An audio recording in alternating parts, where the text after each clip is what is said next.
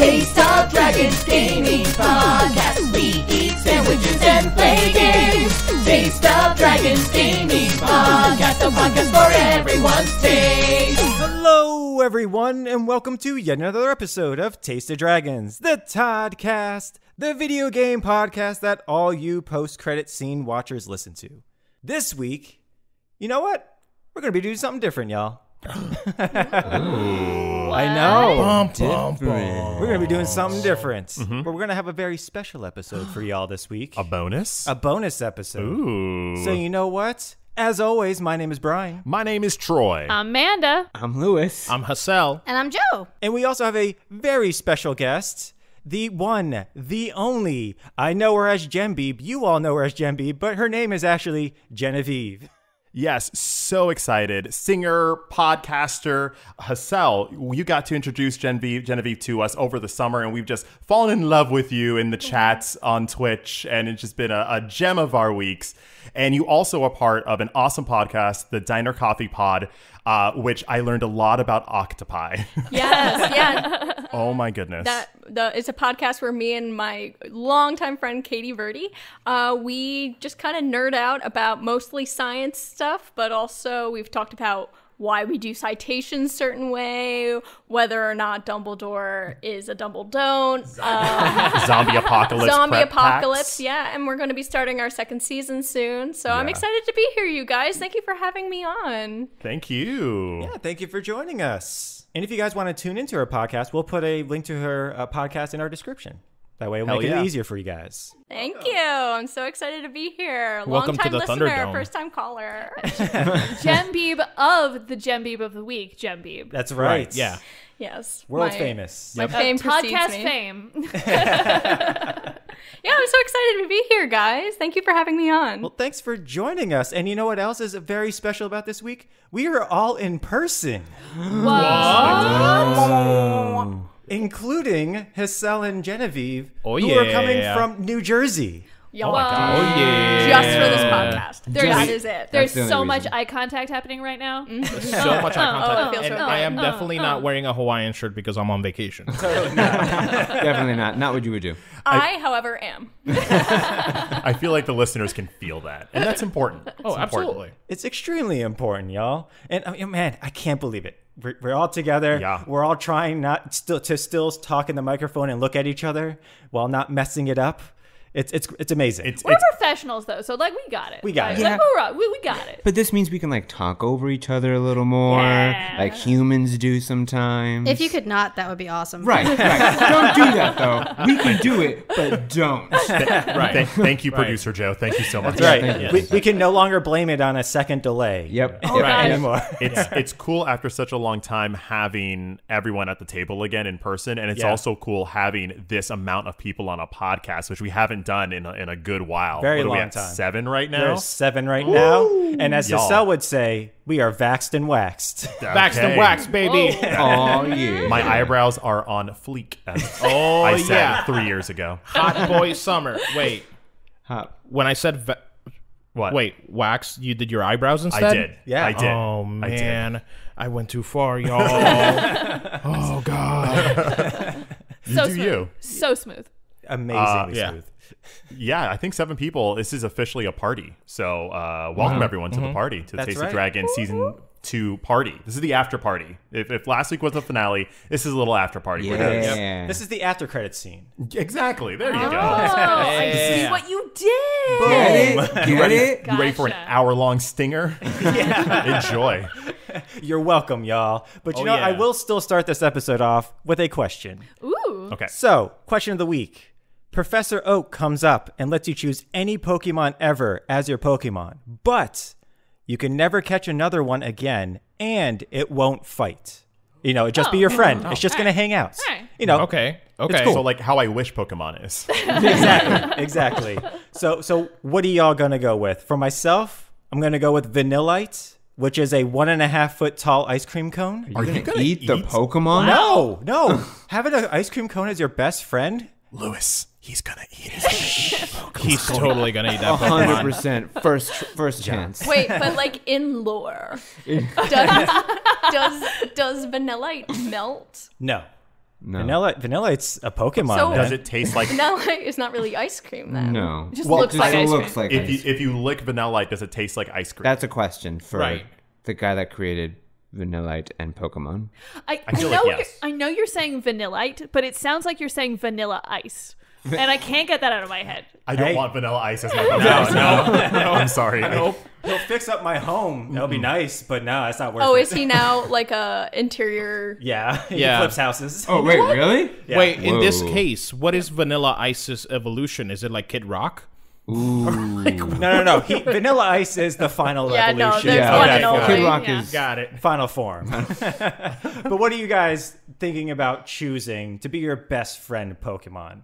I'll be basic. I'm just gonna choose Eevee. Eevee seems like a mixture between a cat and a dog. I like and it. if they're not gonna like fight it. and they're just gonna be like cuddles, then like perfect cuddle cat dog, Oh, man, you're so right. I right? like it. Yeah. So I go Eevee. Nice. That's a good choice. That is a good choice. My homie Poplio. Yeah. This little dog seal with like I don't know if it's like a weird bow clown tie nose. looking Yeah, it's like goes around the neck. It's like a collar. Yeah. And it's just fluffy. He's just the cutest. And Poplio gets a lot of hate because he kind of resembles a clown. Yeah. But that just makes me love him more. To be honest.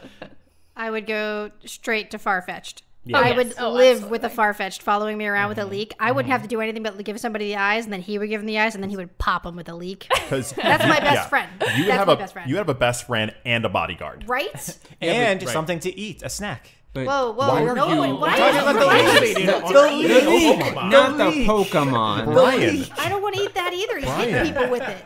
do not eat your pets. But Don't eat your friends. Wait, but didn't Brian say that the Pokemon cannot fight? Yes. Right. Yeah. It wouldn't fight. It would just turn around. The giant leak would happen to hit the person. Okay. Just No, so no, happen. he Okay. just Happenstance do that violence. thing where he gets the leak like hands for your face and then stops and then points at you. Mad I like it. intimidation. Or like it's not fighting at your command. Like it'll defend itself because it's a, Oh, it's yeah. a living, Right. Okay. living Okay. thing. So just not fight at your It's command. not like you're not throwing Attack. it out and like Right, making yeah. it fight you cannot others. reap a financial benefit off of your Pokemon. Right. Wait, that No throws dog my entire fighting. pick out of the window. Oh, what'd you pick? What you going with? So I'm thinking of it more as a business. Like I wanted to have a Jigglypuff so that I could be Jigglypuff's manager. Oh, okay. Right? And I understand that she's gonna be putting people to sleep, Right. and I Only. get that. And then you're gonna loot their bodies. Exactly. There it is. Oh, I was- thought you were gonna like cure for insomnia. That's what Like, I was pay thinking. people to put. Like, Oh, okay. Boom. No, not No. at all. I'm He's a no, I'm thief. booking her at like New York clubs everywhere and be like, "Hey, come check out this Pokemon.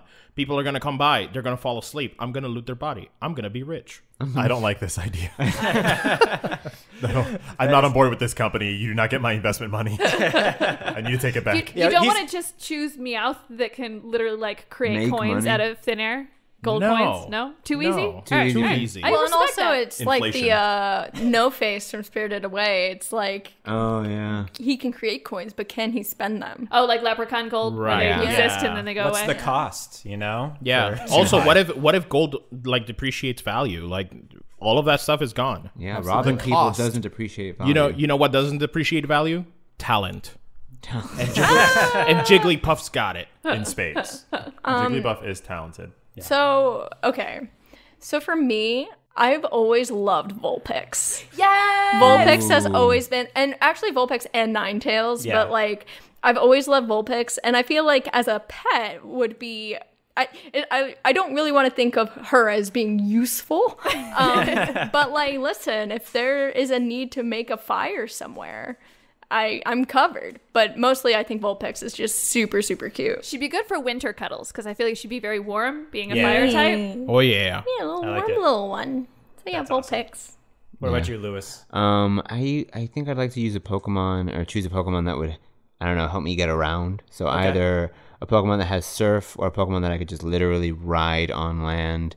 Something Do like. you want to fly? Do you want to ride on land or water? I know that's Or the wait. question. Probably land because I'll be on land the most. most. Yeah. Additional question: do you want to travel in a Pokemon's pouch? Because what is that? What is that? Kangaskhan. Kangaskhan. I yeah. don't want that because I feel like it'll just be my body bouncing around all the time, and that doesn't sound like Wait, fun there's for seriously my a brain. Pokemon called Kangaskhan. Yeah, Yeah. That's like an O-Ridge, too. that's Wow. an OG. I That's an worry a OG bit Pokemon. about what Really? that Pokemon looks like. It's Not a like what you dragon, think. Just like Okay. But like a spiky kangaroo. Yeah. Okay. Yeah. A Yeah. giant. That could spiky go real kangaroo. bad real fast. It would, A lot of Pokemon's names are really ridiculous, They're and they're really- not when yeah. you think about them. at all. But it would probably honestly be an Entei because I could just ride Nice. that dog lion looking thing. And then you got a best friend. Yeah. Yeah. Nice. See, look at that. That's Boom. true. Getting around everywhere. No more walking. And you'd never have to charge your phone. Yeah. Oh, yeah. I didn't think of that. Yeah. Like, would you have to park it somewhere? Like, can you just bring it into a Starbucks? Bring it in. Yeah. Okay. I guess In no this one's going to world- stop you. In this world where we all Who's have gonna Pokemon. stop? Entei? Right. It's an emotional support, Entei. It's an emotional support Entei. I'll get a giant vest. Yeah. Okay. And if they say anything, just put them back in the Pokeball. Yeah. You know. Yeah. When put it 'em back backs on the up, little- does it beep? Important. I mean, probably like, yeah, that's what it is. Just its own name. What else would it do, right? Nothing Right. else. Only names. No. Awesome. That turned out way better than I think it would. All right. But you know what? Normally, we would get into what game we play this week. But I have another special question for you guys. We haven't done this since I think the first episode. So, since it's kind of like a getting to know you episode, because Lewis, you haven't been on forever. It's been a minute.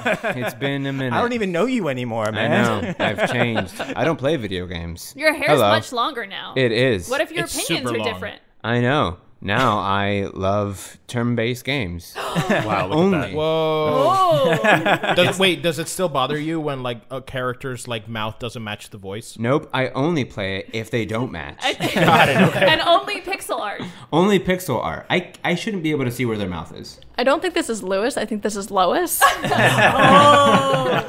up? evil Lewis. twin. What's up, Lo? What up, Lo? Hold up. And we've never done it for Amanda or Hassel or Genevieve. So, you know what? Let's do this. Let's do this question. So, do you guys have like a game or a game series that has impacted you so much that like it is like stands above all the others? You know, like a titan of your personal industry when it comes to the video game world. Of my Yes. personal corporation. I like Exactly. thinking of myself as an industry. Yeah, Right? If businesses can be people, why can't people be businesses? exactly. And business Right. is booming. But yeah, what do you guys think? What do you guys think? You know, since we haven't heard from you ever, Amanda, what are you thinking of? If you are a fan of the podcast, then you already know my answer. And Oh, if you're for not sure. a fan of the podcast, I am so excited to talk about this. All right. It is a struggle every week not to talk about Dragon Age. There it is. There it is. I've played all of the Dragon Age video games. I've read a number of the Dragon Age novels. I own the Dragon Age comic books, and it is one of my favorite video game franchises. I think the stories are really well written. I really enjoy the combat.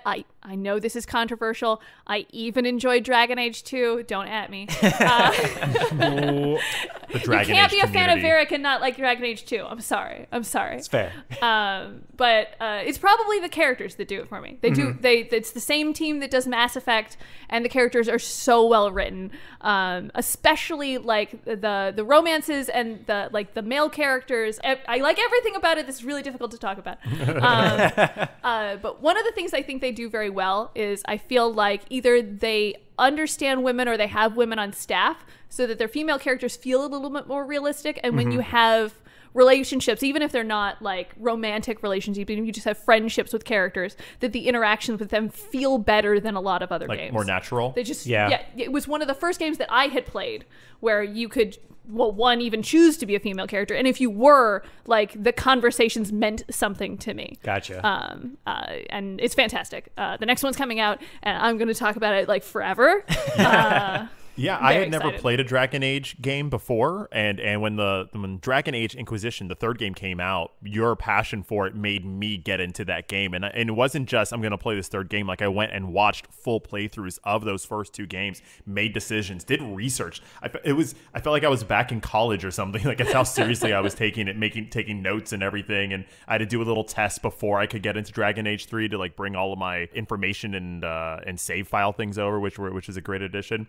And now I get it. Like I get it. Like that game is robust, just as you're saying, and rich and alive. I think that's what stands out to me about Dragon Age so much. And I know I'm biased, but if you haven't played the Dragon Age games, the old ones actually do they do carry over really well. They hold up. So if you wanted to go back to play 1, it's still a good game and the content's really good and the graphics are fine. So you could like start at the beginning. I'm not saying that you have to. I'm just saying that it is the best game that's ever been made. And if you're not playing it, like what are you doing with your video game time? That's high praise. And just to let our audience know that as Amanda began talking about Dragon Age, she moved everything out of her vicinity just in case she gesticulated enough to knock things over. And I think that is really important to note. It is. It very much so. You created Let a me shield, move everything. a shield of safety around your enthusiasm.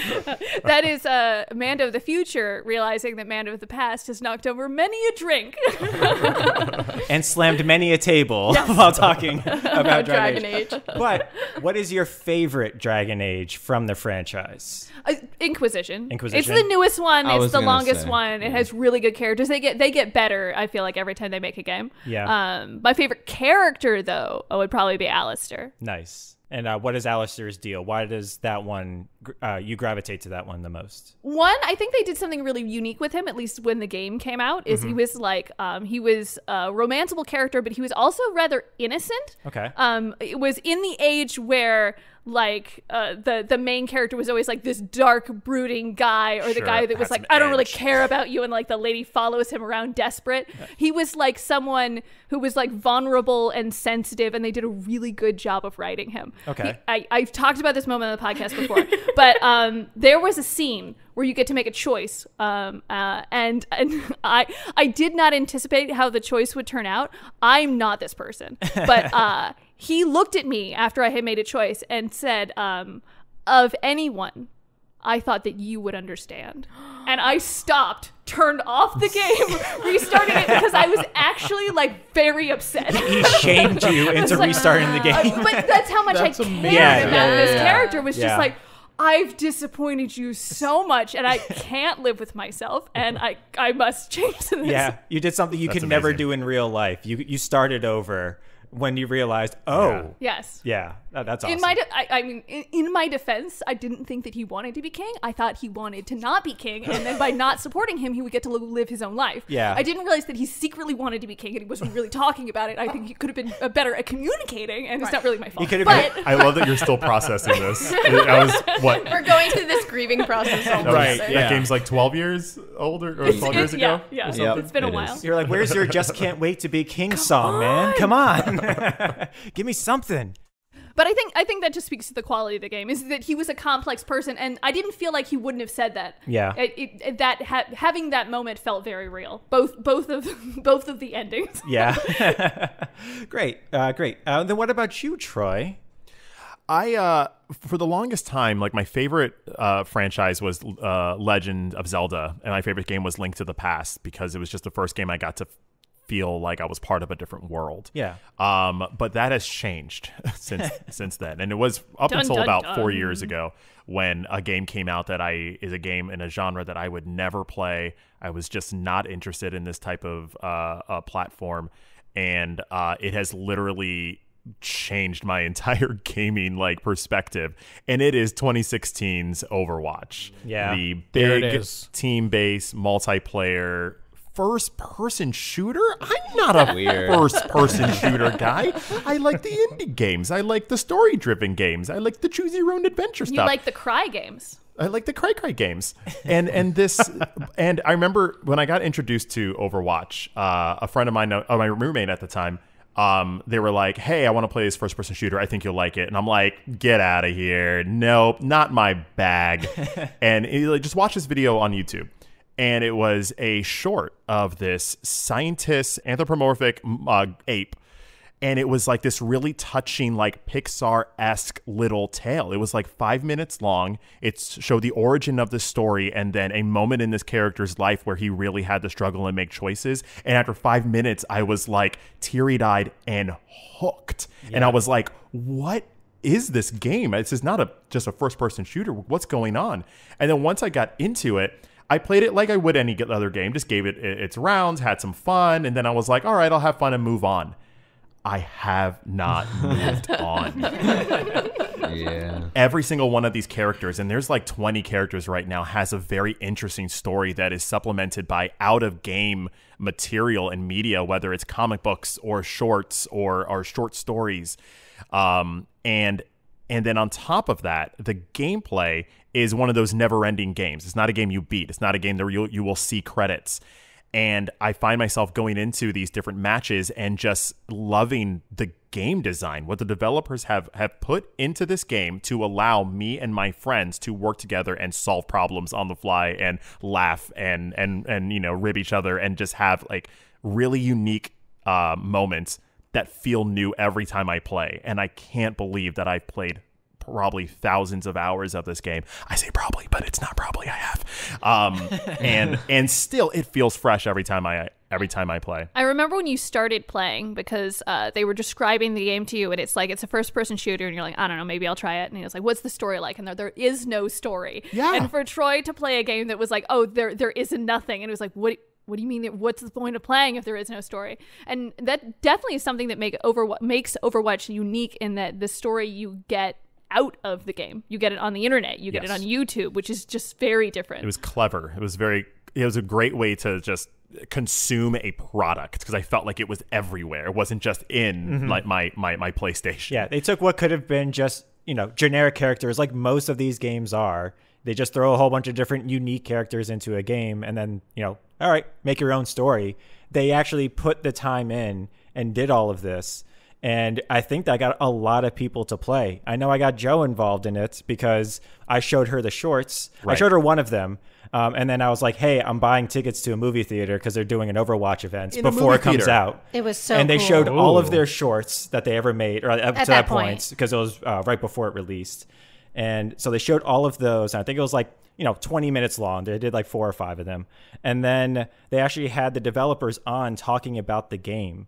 And I think it lasted for about an hour and a half? About an hour and a half. But hearing them be so passionate about what they had created and hearing them kind of give you more tidbits of story and why they designed things, why different characters are from different parts of the world. And I felt like it was like, wow, this game is kind of like it's a little bit of everything for everybody. Yeah. Like you don't have to just be from one place. Like you could really get behind the character from you could live in the town that character's from. I thought it was so cool. That developer relationship, I think, is one of the reasons why I have latched onto this game so much, because they're so open to talking about their process and giving you updates to the game that I feel like I'm watching this game grow. And instead of a game like my old favorite game, Legend of Zelda: Link to the Past, where they gave you a game, I played it, and that was the end of our relationship. I feel like I'm part of this community that's growing like month to month as the game gets changed and iterated on and becomes bigger. Like, I've never been on that journey before. I know some of you who play massive multiplayer online games where they're constantly coming up with expansions and it's growing. You have that vibe.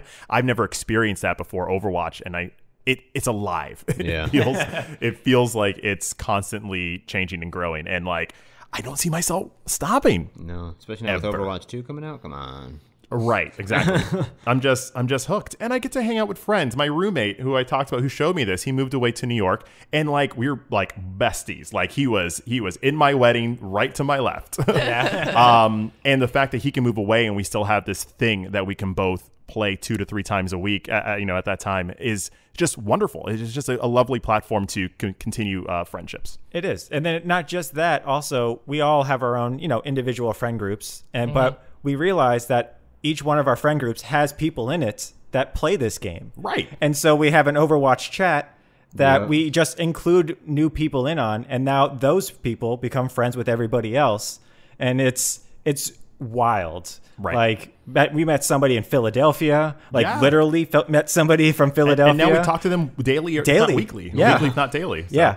And people all over the world, and we have somebody who's in the Middle East as well. Yeah. And then people have moved away. They used to live here and they moved away, but we still chat with them on a weekly basis. And I think that's a beautiful thing. Yeah. Beautiful thing. Overwatch, yo. Definitely. Close to my heart. Thank you so much there, Troy. And then Hassel, we have never heard this from you. What do you got? Guys, it's super boring. I'm going to talk about Metal. No, I'm kidding. I'm going to talk about Metal Gear Solid. So I've thought about this question for a couple of days now because little secret, guys. We knew about this question a couple of days ago when we had our meeting, right? So I've been thinking about it for a while. I actually didn't really know whether Metal Gear Solid was the series that got me to think about video games differently, because it's so story driven. Yeah. But there is, like, I'm going to go ahead and talk about the game that was just essentially welcoming to me, right? Mm-hmm. When you're younger and you come to this country and you get your first system, you don't speak the language. There's very little that I can do by looking at a screen like, Legend of Zelda or Mario. I didn't really know what I was doing, right? I got the gist of, hey, I got to jump, I got to hit this thing. I didn't get any of that story because I didn't speak the language. Any of that sweet, sweet Mario lore. Exactly. Like, why is the princess at the castle? Why am I jumping? Right. I wanted to know motivation. I wanted to know why I was stomping on these turtles. Those question blocks hit deep. Exactly. What do they say? But you know what's the same everywhere you go? What? Sports. Hey. So Why did I say that like that? Why did I turn into like the Foz? That's like I heard of them sports. Someone said sports. Hey. Okay, let's talk about the sports. So That shows what sports people we are. exactly, yeah. I almost immediately turned off the mic and walked away, but I just realized that I cannot turn off the mic. Joe has that power. So yeah, I remember getting my first system, and with my first system, I got the classics like Mario. I believe I got the Lion King game with that. And then my parents got me a soccer game, and I cannot remember for the life of me what that soccer game was. And it wasn't until I got the PlayStation that I actually bought FIFA. And if I'm not mistaken, I think it was FIFA 97 or 98 at the time. But FIFA games have changed the way that I interact with video games. Like, they hit the competitive side that I've always had. And it's been something so familiar to me that I've been able to go from one system to another, knowing exactly where I stand with the FIFA games. It also helps that they haven't changed in, like, literally 20 years. And, like, they stay pretty much the same. They just look better. Soccer is soccer. Soccer, Sorry. yeah. Football is football. Football is football anywhere you go, right? Consistency is key. I've always said that. Right. And as someone who, only knew soccer, it was interesting finding other sports games like, baseball, basketball, football, like all of these sports games. I started kind of like getting the gist of it and, having friends that would want to go ahead and play with them and stuff like that. So yeah, story was very important to me later on in my life once I, learned the language and I started experiencing all of these like great games like Metal Gear Solid, like A Legend of Zelda, even though I only played a couple of them. Don't tell anybody. We won't. But I mean, this is going to be rough. All of this competition and all of this love for these sport games culminated with a trip I took in early 2017 to come see my friends down here in South Florida. Mm-hmm. I did not have a PS3 at the time, or I think it might have been a PS4 at the time. Mm-hmm. And I came to Troy and our good friend's apartment, right? The same roommate you're talking about. And I saw you guys play a game on the TV, and I was like, what is this RC car game with a soccer ball that you guys are playing?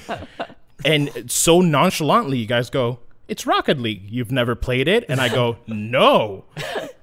And literally 20 minutes later, it might not been 20 minutes later. It might have been 2 hours later. I placed an order for a PS4 to be delivered at my apartment. And I was like, I need this game. Damn, Hassel, you baited us with that. You took us on this journey of sports. And I knew the moment that Hassel opened his mouth, I said, Rocket League is coming for me. Rocket League is coming. And then here I am like, yes, Metal Gear. Oh, right, FIFA. Oh, that is... Wait a second. This is Rocket League? When you go, oh, man, this is hard for me, I was like, all right. Yeah. We're hooked. Here we go. I have to tell you guys what that journey was, because Rocket League... essentially, like, I've been away from our core friend group for 7 years now, almost 8 years. Wow, yeah.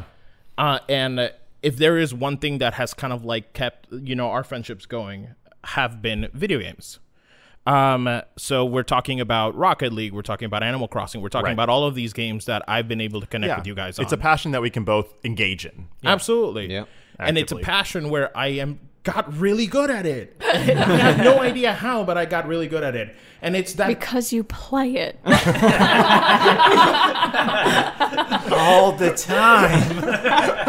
Genevieve, you and I need to go out for drinks. and just let Troy play Overwatch. Between and Marcel play Overwatch and Rocket League. League, we'll start a group. Start a group where it's just like hang out while our boyfriends play, or our husband in Amanda's case play these like games. But going back to it, sports games is where my comfort is, right? Right, because Rocket League is still a sports game. It is, Yes. yeah. And Genevieve and I are on vacation right now. Mm-hmm. And what did I do today? I brought my PS5 on vacation because, you know. You have to. Professional. What do you? Yeah. Professional. Please, anywhere I go, Yeah. PS5. You can take the gamer away from their system, but you can't take the system away from the No, gamer. never. Right. So I booted up my MLB 21 The Show, and I spent literally an hour in the creative player because, oh my God, does that game let you everything about the player you can change. How big is your forehead? You can change that. How big is your jaw? You can change that. The Skyrim of baseball. Exactly. Hey, you don't like the thickness of your neck? Hey, here's a level bar that you could go ahead and choose the thickness of your neck. Never thick enough. Never thick enough. True. You want thunder thighs? Do it. So yeah, like sports games are my comfort, and those are the games that have shaped the kind of gamer that I am. Beautiful. Yeah. What's your favorite character for this? What's your favorite Rocket League character? Your favorite fictional character from MLB. That you've made. Blaze Dawkins, first baseman, Twins. I didn't forget to ask that you, Troy. Who's your favorite Overwatch character? It's Winston, the character that It is? kind of Okay. made me fall in love with the franchise. Okay. This beautiful monkey scientist who's just lovable and smart. Oh man, I don't see you play him much anymore. I play him a lot. I know you play him a lot. I just haven't seen you play him. You don't have to play someone in order for it to be your favorite. I don't know, man. We'll play some. I'll show you. I still, yeah. Whenever I can, I'll jump in. Oh, thank you so much there, Hassel. And then Genevieve. We haven't heard from you, and I'd love to hear anything. I would just love, because Hear you we've talk. never had start you on my here wiki. before. We're starting my Taste of Dragons Yes, we Wikipedia are. page for today. It's tough because I have an interesting relationship with the concept of video games, because I didn't realize until I had started dating Hassel and starting getting to know you guys that like I actually game a lot. Like I really thought that I wasn't a gamer at all. And then I was like, oh no, I actually am either involved in the community somehow, or I play a lot of mobile games. When I was a kid, my dad always got me a console. So like I actually played a lot of video games. I just like was trained to think that I didn't, I guess. And I think part of it too is that I'm not an intuitive gamer. Like I'm not very good at strategy games that are on the fly, right? So I actually like love like turn games just because I get time to think and I get time to like look at the board and like breathe. So I really never, for a long time I thought I didn't do video games. But the video game series that brought me back in a real like way, other than just listening to your guys' podcast, was when I was in college. I had a 3DS and I was playing lots of Harvest Moon and Animal Crossing, which Harvest Moon is a big love of mine, but did not necessarily shape me as a gamer. But I could talk about Harvest Moon all the time. But no, I was just looking up RPG games because I was like, I used to do role playing in forums. I made a lot of friends through doing guilds and stuff like that online. So I was like, let me try this. And so at the time, Fire Emblem Awakening came out, and I was so taken aback by how beautiful the opening credits sequence was. I mean, like, it is, if you haven't seen it, and a lot of Fire Emblem lovers do not like this game. But I was so in love with the artwork that I bought it instantly. And I actually really loved Fire Emblem Awakening. It has all these things. Troy and I like sad games. There's a lot of sad elements in it. And there's the things that I love in like Harvest Moon, which is like you can marry people together, and like they have little. And in Fire Emblem Awakening, they have children, and that's a huge part of the story. Really? I didn't know that. Yeah. Oh, I love Fire Emblem Awakening. It again, like I'm getting ahead of myself. So okay, so I played this in college, and I remember similar to your Dragon Age that like you made a decision and it actually like something bad happens because of it. That happened to me with Fire Emblem Awakening, and it was at the end of the game that basically I chose something that made everyone like that. Chose something that made spoilers. This game came out like 10 years ago. I think we're okay. But basically, you got to choose whether you don't want to die or you do, in order to save the world. Whoa. Spoiler alert. So, well, that's why it is a spoiler.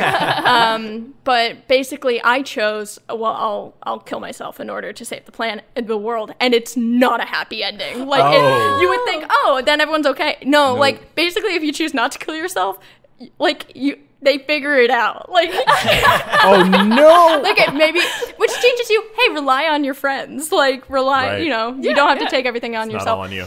But and I also love Crom. Like anyway, big, and he's played by Matt Mercer, so like incredible. It was voiced by Matt Mercer. Yeah. Wow. So that's how I got into Fire Emblem, and then I the first and only con that I went with a group of people who did Fire Emblem. We went as a Fire Emblem cosplay group. Yeah. So like that was another way that I got to like get into this video game culture through Fire Emblem. And so then I've always bought the new Fire Emblem games, and they're pretty much all the same. Like if you've watched Brian David Gilbert's thing about Fire Emblem characters, it's basically all the same story over and over and over. But I love it, and I think that they just get more, the artwork gets more and more beautiful, and there's awesome music and stuff like that. So yeah, I've always really loved Fire Emblem, but second favorite would be any Harvest Moon game. Do you play with permadeath? So yeah, I with permadeath, I have a process. So the first time I play, I actually don't do permadeath. I will play it on like normal or hard though, just to like get a feel for the mechanics again. But one of the main things that I love about Fire Emblem is that you have the relationships. Very similar to the things I love about Harvest Moon. So you get to have relationships, but it's not just relationships with your character. You're building relationships with tertiary and secondary characters. Mm-hmm. So when you have permadeath, you don't get to experience those kind of side conversations. They're just gone. They're gone. They're dead. Yeah. So what I like to do is I'll play through once and try to get as much of the relationships as I can, and then I'll go back through it again and I'll play it with permadeath so that I get more of that. Would you ever element. try doing that permadeath first? Because I feel like that would bring a lot of tension. I've only played one Fire Emblem game, and I definitely did not have permadeath on. I could not handle it. I mean, it's a toughie. So I actually started playing the OG Fire Emblem, which was available on the Switch Nintendo store. You don't get an option. It's only permadeath. Yeah. Wow.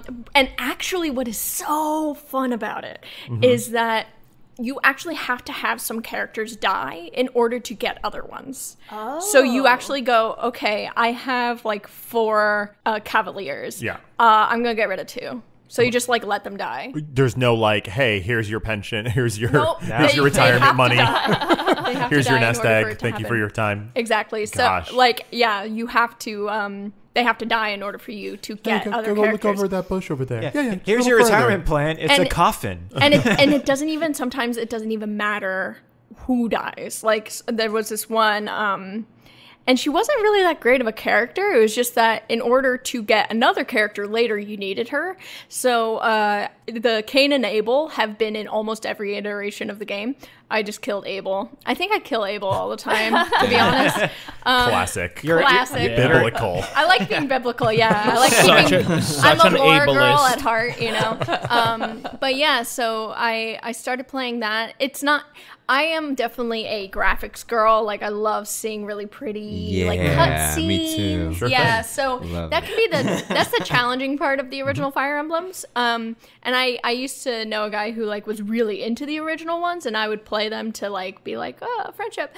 And I... Like that. You know, the way that you do with friends. And I like was so bored because the game is not.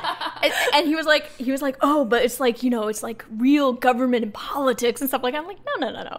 This is all silly, made up goop-de-doop stuff. Like, I want the magic. I want seeing, you know. So I really liked Awakening. And then Three Houses is the most recent one that came out. And that one's fun because there's some gay stuff in it, which I love me some gay stuff. High Pride Month. But you know, and it's one of the rare instances where the female gay experience is way better than the male experience in this particular game, because there's like 2 or 3 male gay options, and only one of them is like slightly interesting. The rest of them you're like, oh no, this is like one's an older guy, like one of the teachers, and you're like, problematic. And then the other guy is a guy who sleeps all the time, and you're like, so they're like 2 not very attractive kind of guys. But then on Man of my dreams right the there. female side, 2 of them, one of them, she's like this opera singer who's like really beautiful, and all she wants to do is get married for money, which I really resonate with. JK. Hey, Hassel. Actually looks at me, JK. But the other one is Edelgard, who is one of the main 3 characters, and she's like, oh my god, she's like slightly evil, slightly not evil, like this weird mysterious character, and she has purple eyes and white hair, and you're like, okay, all right.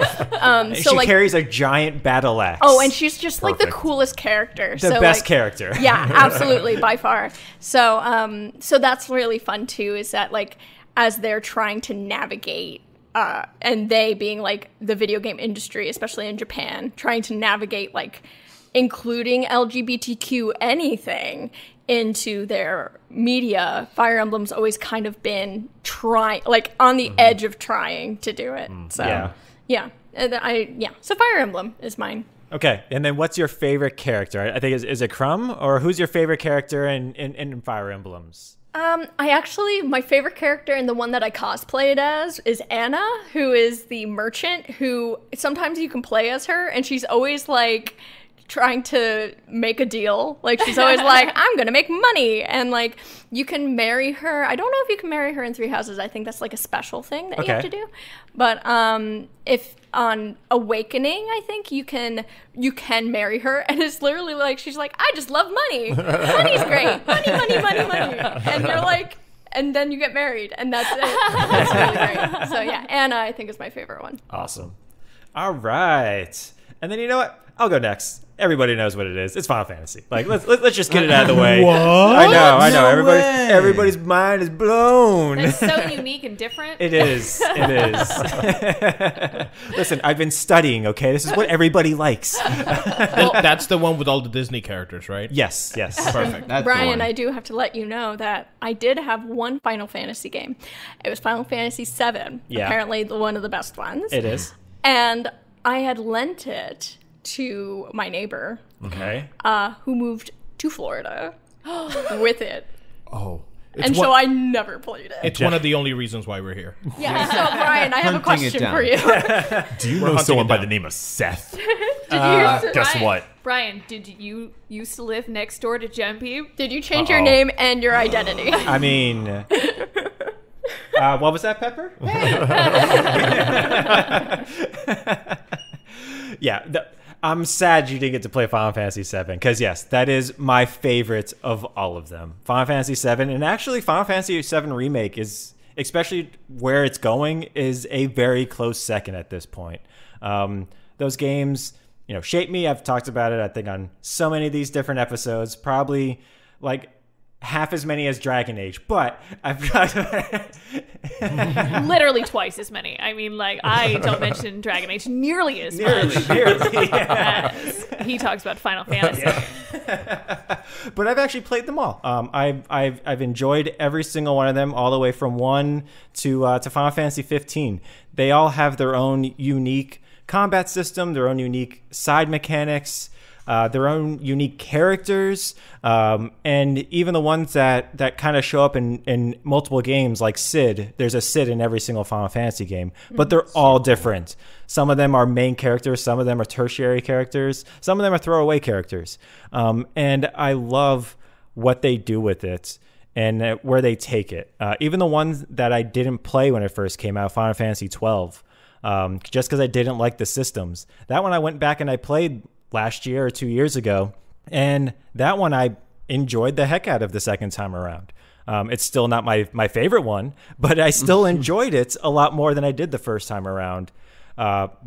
10, 15 years later. What is it about the Final Fantasies that key you in? Because it's not a franchise that each game is like its own game by itself. They don't cross over characters, its own story, its own characters, all that. So like, what is it about the franchise that's, I guess, connecting it all for you that makes you like it as a whole? I like to see where they take it, where they go with the story, where they go with the systems.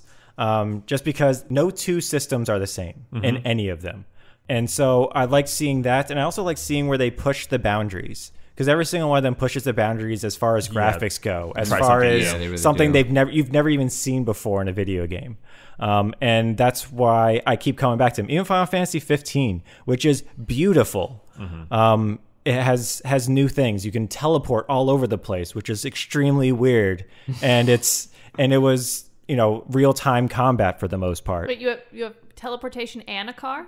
Yep. Yeah. Doesn't that make the car obsolete? No, you can only teleport in combat. It makes us stylish. Oh, I thought you were going to say you could only teleport in the car. But you can't Front place. seat, Driver's back seat.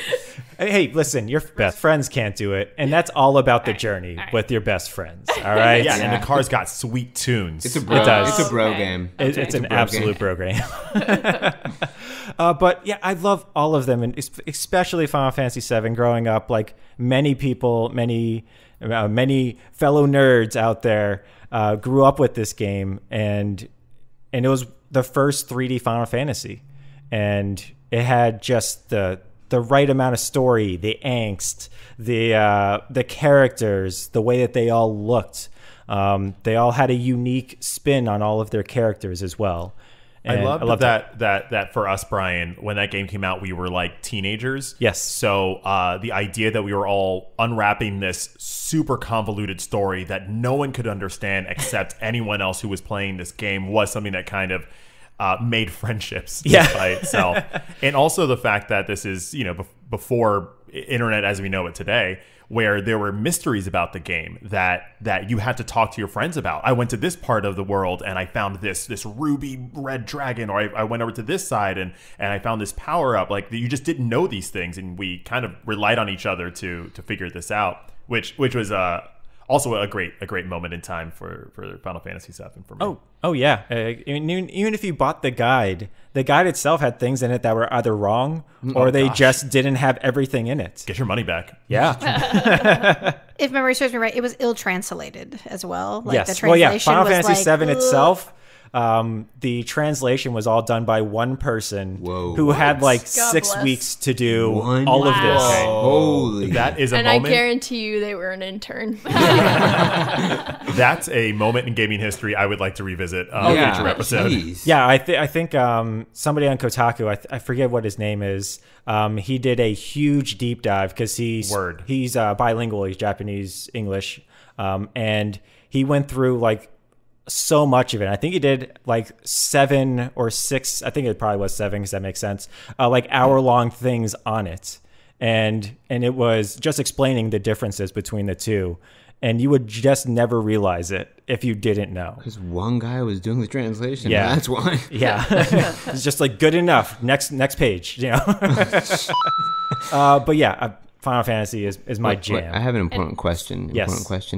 Why is the series called Final Fantasy? because the very first one was going to be, if this one didn't make it, they were going to just shutter everything. It was their Hail Mary. It was their Hail Mary. Yes, exactly. 1, 2, and 6. If this game doesn't make, the studio's closing down. Also, Brian, so tell us why your favorite character is Sephiroth. The hair. Or a chocobo. That's Not fine. Yep, that's fine. That's it. Yeah, it's the hair. Come on. Follow up question. Is there a finite amount of fantasies? I mean, if there was, there would be no more books. That's the fantasy part. Yes. Gotcha. But yeah, my favorite character is probably Sephiroth, but like deep down, it's probably Sid from Final Fantasy VII. He was just like, the mechanic. The dude who the pilot. I'm sorry, he was a pilot. He was an astronaut, actually, a potential astronaut. Gosh, I'm all types of wrong over Yeah, here. dude. Wow, sorry, Sid. I really undercut you there. Pilot, In this one, astronaut. he was a raccoon. Gotcha. Okay. Yeah, exactly. But I love it. The games are great. Can't wait for the next one, huh? I cannot, especially because it's being done by the guy who revived 14. Oof, It looks so good. it looks so amazing. It looks For a so good. second, I thought you were going to go, it's being done by the same guy who had to translate it in 6 weeks. It did. And I was going to go, what? Him and the guy who had to come up with Kingdom Hearts 3 story. Oh my That's who God. it's run by. Jeez. Love it. Yeah. So that was me, and then Lewis. We haven't heard from you in months. Months, sir. Where are you at? Speak of the devil, because even though I don't really like how the franchise has turned out, the game that I am choosing is Kingdom Hearts. Really? I didn't see that coming. I did not, because I just made fun of it. I know. I know. Not Last of Us? No, Last of Us is good, and it's changed the way I looked at narrative, but Kingdom Hearts was the first massive game, story-based game that was that big that I ever played.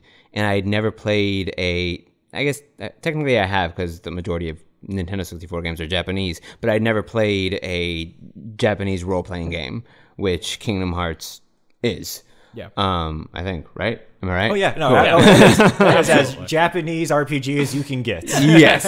And I remember when I first played that game, because I got it when it first came out, and that opening happened, sung by Utada Hikaru, and that song just like destroyed me as a little kid. Just like jam into simple And and as an clean.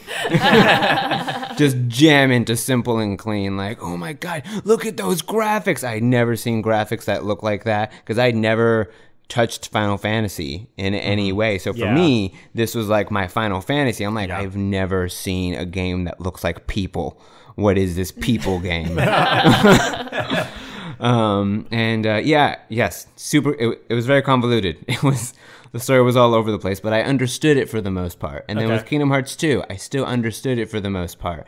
And then after that, it got lost on me. But the game changed the way I looked at big world and large casts of characters, also it made me, for a kid that I guess I've never really loved Disney, but that game made me love that side of Disney. Drinking the Kool-Aid. Yeah, that side. I'm like, is this what Disney does? Give me more of this, Disney. And then they told me, no, we don't really do that. Sorry, just that game series. But there's a lot of games in that series, so... Yeah, but I didn't play most of them because... Stop it. Because Kingdom Hearts 1, Kingdom Hearts 2, they have two secret endings in Kingdom Hearts 2. And then 10, 12 years later, Kingdom Hearts 3. Get out of here. That's because you didn't play the interim games. There's a lot of games. Was it because there was birth after sleep, or was it because there was 365 but divided by 2? What is it? A lot of the games in between were like filler or like prequel stuff, and I'm like, you're just doing it for money. Where they messed up is that they weren't filler. Is that they all were integral to the story, which just made the story more confusing if you didn't play them all. Which they did them just on multiple different systems, never on one thing. It's like hard. How do you? No, I'm a child. What is wrong with you? I can't get all of these systems in games. Come on. I'm like, what is wrong with you? Maybe that's what they were thinking. They're like, you're a child. You won't care. Maybe. Your favorite game and the game that shaped you, you have a lot of criticism. Oh, yeah, because after Kingdom Hearts 2, they just like stuck a bucket in the corner and just went to town. I don't know. Wait, You know the phrase. You know what I Stick mean. it in a bucket and you go to town. You know, you definitely know that idiom. Come on. You know that idiom. It's so common. But like, is it my favorite game? No. Is it a game that changed the way I looked at video games and storytelling? 100%, probably the first. Yeah. And it was challenging storytelling too. It was difficult. You. It wasn't easy. I remember playing the first game, and it took me a long time to beat it. A very long time. And there were like secret bosses that I didn't know about until after I beat the game, and that I loved to play. One of those secret bosses. A secret boss that they bring back, that I think they brought back in all 3 main games. I mean, why not? Except Why not not? the third one, I don't think. How can you not? No, with they that didn't. hair? Not the third one. With that hair? You know what? Not the third one, because why do we do something people love? Let's just ruin it. Well, you know, you can take the Sephiroth out of the bucket, but But you you can't can't take the bucket out of the corner. There it is. There it is. Also, But- common That's the idiom. full idiom. Common Oh, idiom. right. That was the full idiom. But That yeah. old adage. That game just, it made me realize, I'm like, oh, wow, this is really, really different, and this is really fun. And That's awesome. yeah, I mean, and the music was also just fantastic. It was simple and clean. It was- is what that music was. And I always, every time a Kingdom Hearts main game came out, I would always wait for that intro by Utada Hikaru and that outro by her as well. And she did it for Kingdom Hearts 3. I'm like, is she coming back for the third one? And she did. I'm like, best part of the video game, because that video game is trash. But her songs. I look forward to finishing that franchise, because I feel like I may enjoy that last game if I play like all of them, which is a big ask. It's very easy. I didn't die once. I was very disappointed. You know, that might be the Final Fantasy. That's we found it. We found it.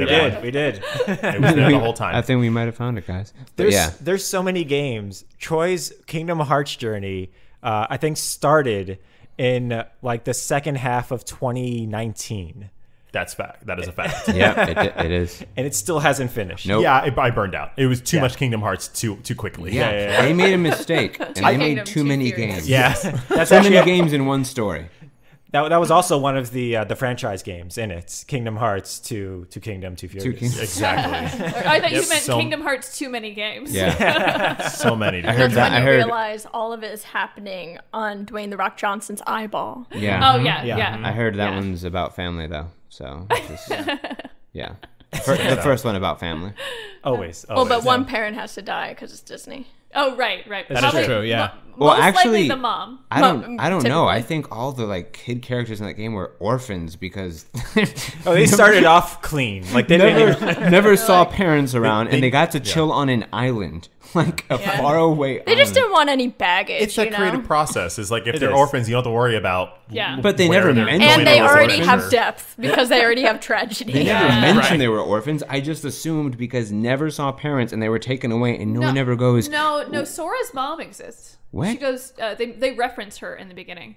I've only played the beginning of that game like 8 times. I've never finished it. But like when his room is empty, there's the implication that she's there. You never see her though. Never Gotcha. see her because parents are dumb. Is that the moral of the game? They were Parents are a plot device. That's the moral. of the According Parents to are Will blood. Smith. Yeah. According to the Fresh Prince. Parents just don't understand. they don't. They don't. So is Sora's mom your favorite character, or who is your favorite character from this game series? My favorite character from the game series is probably Sephiroth. probably Riku, honestly. And why is that? Because I feel Riku got like I don't know I don't want to say a curse word. The poop end of the stick. I don't know. Captain. The bucket. The bucket and the You know, and I feel like he's the one who truly went through the biggest kind of just arc and character struggle, and definitely changed. While Sora was just kind of almost riding on his coattails, looking for Riku all the time. Sora's like the hero, and Riku's like the anti-hero. Yeah, and I feel like Riku actually had to deal with more than Sora did. It's very true. That's very true.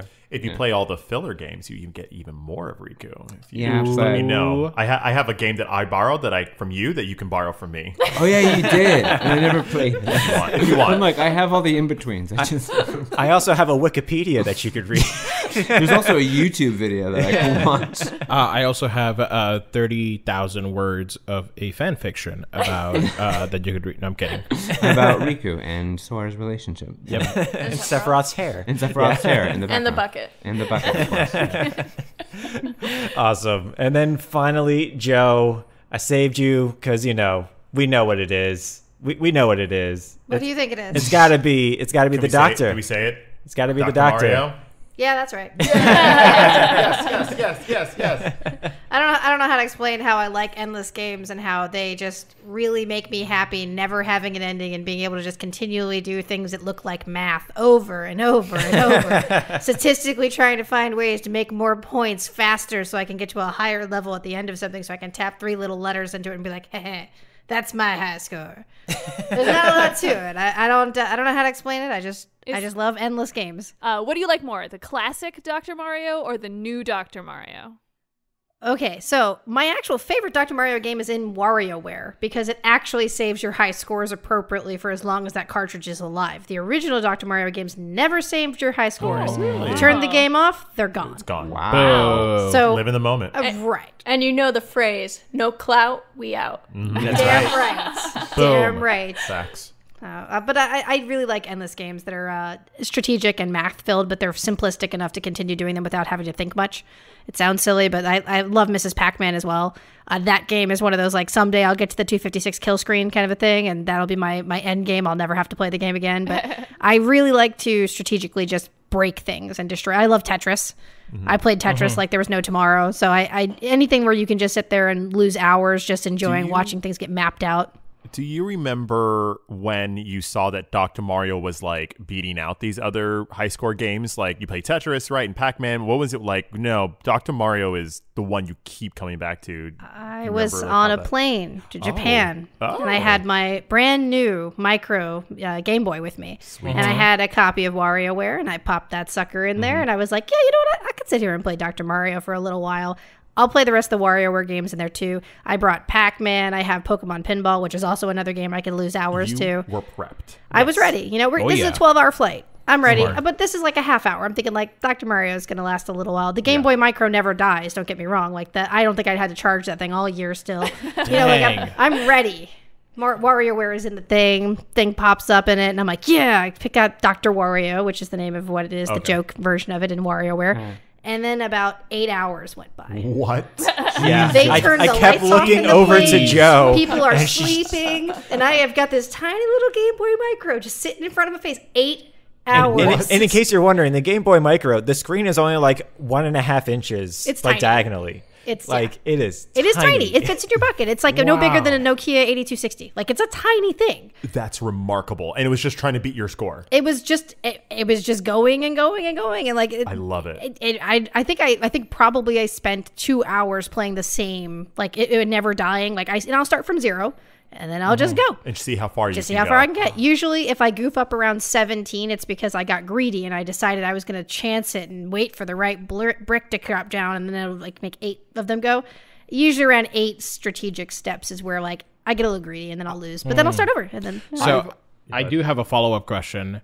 What kind of degree do you think like Mario has? Like he's a doctor in what? Oh, I don't know. I don't think he's good at it at all, or he wouldn't have your help. The internet did point out that Mario hasn't been an adult long enough to have a doctorate, so he definitely doesn't have a degree. Yeah, at that point. Yeah. So do you think he's just lying about his doctorate? Yes. He's a plumber. Absolutely. He's a plumber. He's got you doing the work for him. You guys have heard it here first. I mean, there have been a couple of different incarnations of Dr. Mario, but the newest one being that phone game that Nintendo created. Yeah. That's very fun. As soon as I got Dr. Daisy, I was like, and I'm out. I'm done. You can't get any better than this. Peaked. Yeah. Yeah. This is it. This is my end game. And then that game was a little bit difficult, but not, it's the one-on-one part of it was actually very fun to play with, like against another person. So you don't really Right. know how quickly or not quickly they're going to be doing Being able things. to compare scores, I definitely Oh, made the yeah. game last longer. Yeah, Yeah. it did. And it's interesting because when I found out Joe did really love these games, I was like, oh, have you ever played Bejeweled? Because it's kind of like the same type of thing. I have no idea She what had that is still. No idea what that Oh, was. Bejeweled is fun. Yeah. Everyone says I need to play is. this game. I It's still have not played this sparkly. game. Yeah, but it's another mindless game. And I was just like, wait, what? You play all these other mindless Yeah. games, but you've never played Bejeweled. But you did play the best Bejeweled clone, which is Zookeeper. I love Zookeeper. I can play. What? No. Match games are Okay. are really fun to me. It's no parking game. It's Let's no just park. go through Let's, it. yeah, Let's let's be honest. Like Yeah. Parking Jam 3D is where it's at, guys. Right. I've moved on. I'm playing Mahjong again. I'm sorry. But I like games where I can just tune out, and a lot of the time it's just it's nice to have nothing to think about, but still be producing some sort of strategic thought process. It's fun. Right. Awesome. Love it. That's great. And then, what's your favorite character in Dr. Mario, though? Is it Dr. Wario? Is it one of the viruses? I Who like is the it? blue virus. I think the best. Okay. Yeah, feeling that. Yeah, he's, that's what he's popped in my always head, like too. a little more, he's shyer than the other ones. You got the yellow one that's like, heh heh heh, I've been, creating awful, and then you got the red one that's like, well, I mean, I think I'm gonna sneeze on you, and then you got the blue one's like, I'm just sleeping over here, man. just Leave me sleepy. alone. I'm just Yeah. shy. I just want to be left alone. So if Mario was in charge of the COVID-19 response, Gosh, I'm already. would we be better off or worse? He'd be like a plunger in every household. Gosh. I mean, Pills. I don't want to say that maybe things could have been handled better, Would have been different. but I don't know if it would have been better or just Right. yeah. Yeah. More entertaining. It would have been funnier. I give it that. I probably would have laughed a lot more. He probably would have told you to jump on a Goomba or something instead Yeah. of going and getting Yeah. help. But That's amazing. I love Dr. Mario, and I had a feeling it was Dr. Mario. I was kind of hoping it wouldn't be, but then I'm glad that it was. it was one of my favorites. Dr. Mario was one of my earliest gaming memories at my grandparents' house. They had a Nintendo, and I didn't realize it until years later that I saw it, and I was like, that's the thing that the grandpa did.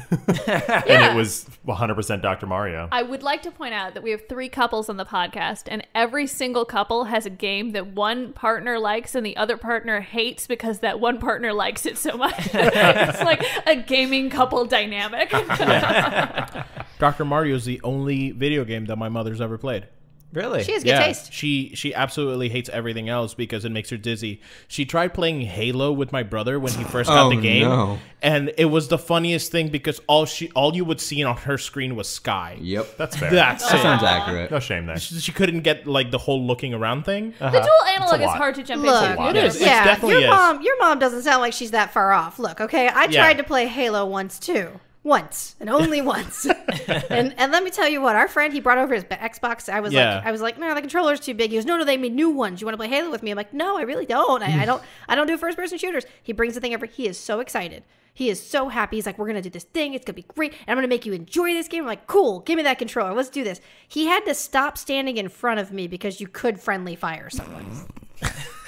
At one point, we're in a training mission. We have never left the first 10 minutes of the game. And he's like, I'm like, okay, wait. Do I need to stop shooting or can we what do you want me to do? And he's like, just wait a second so it respawns me behind you. And I'm like, cool. And I see some trees. I'm like, I'm like shooting little things. And he's like, please stop doing that. That's me respawning. And I'm out. Halo, your mom, she's right. Okay. Yeah. Amazing. I'm so glad I get to learn a lot about you guys and revisit some of it, but also find out new things about every single one of you. And I'm sure Genevieve completely found out something new about you, Hassel. Completely. Oh, I'm sure. No. I'm kidding, maybe. But thank you guys for taking that trip down memory lane. It's great. It's great. All right, guys. You know what? I think that's a good catching up with you guys episode, or getting to know you episode, I should say. Getting to know us. Getting to know Yeah, us. I forgot about you guys. Thank you. That's exactly where I went. Lewis? Lewis? Brienne? Okay, all right. But yeah, I think that should do it for us today for this episode. Be a nice, quick, hour-long getting to know you episode. Super quick. We're very complex people. We are. We absolutely are. And so, yeah, thank you guys for joining us this week.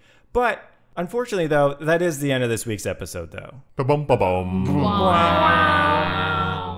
But you can always find us online. To continue the conversation, you can always follow us online. Check us out on Twitter for the latest in indie game news, on Instagram for updates and silly images, on Discord for daily discussions, and on Twitch for live gaming and just chatting every day of the week. We are at Taste of Dragons everywhere, and we'd love to hear from you. Absolutely. And we do have a Genevieve this week. It is Genevieve herself actually being on this episode, y'all. It's the best.